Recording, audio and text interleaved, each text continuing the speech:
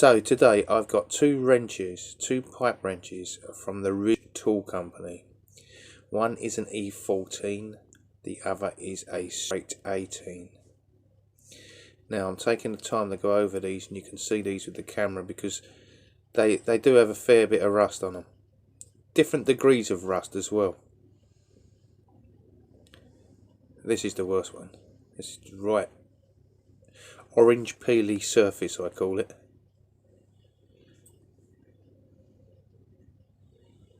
So these are going to go into the deoxy solution that I've used quite a few times. It's as black as a top hat.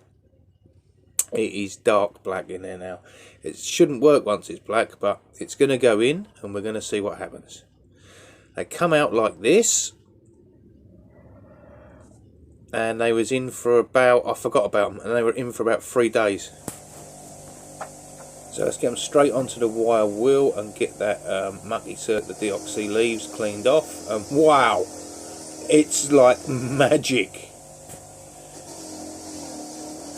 I promise you there was no camera trickery involved whatsoever. This is just cleaning up so well. You remember all that rust, the different stages of rust that were on the top jaws of these two.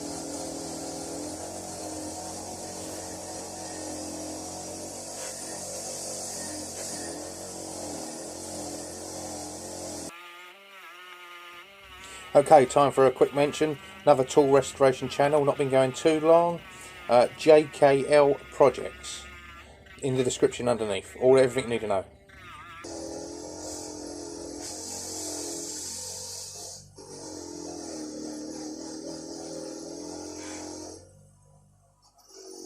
Okay, so now this is the body of the straight 18-inch going through the wire wheel.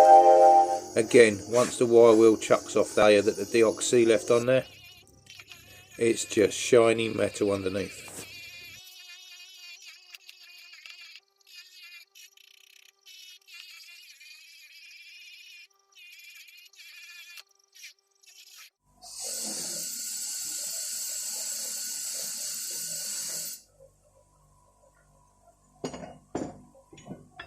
Now I'm moving on to the body of the E14, which has the offset.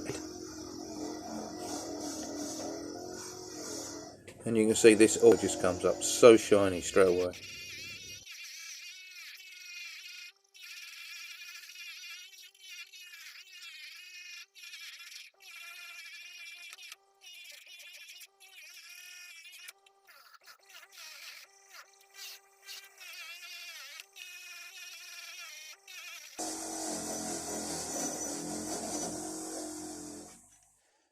Okay, now over to the clean area to assemble them, check how they work, see if there's any flaws or anything else that needs tidying up.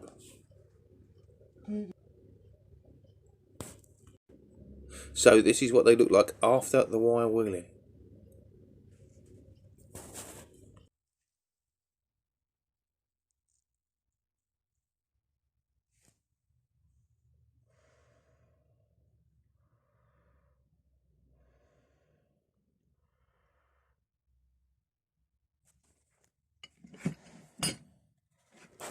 So they have still got some orange peeling, and the best way of it is with paint.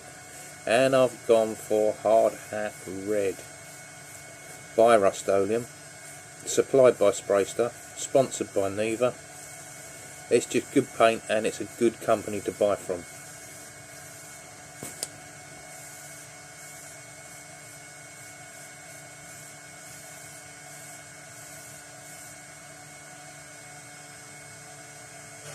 A few coats later, they end up looking like this. And we'll go back to what they looked like before and what they look like now. Well, I'm pleased.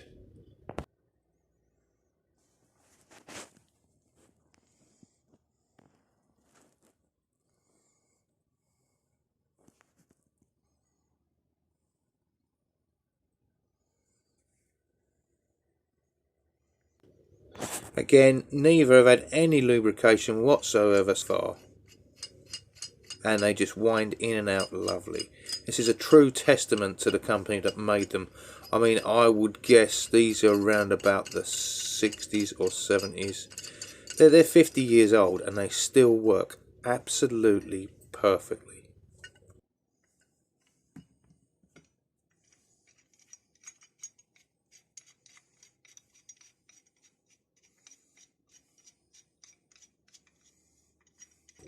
Who can't be pleased with that result? They look fantastic. Okay, any channels mentioned are down below, underneath, in the description. Alright, bye for now.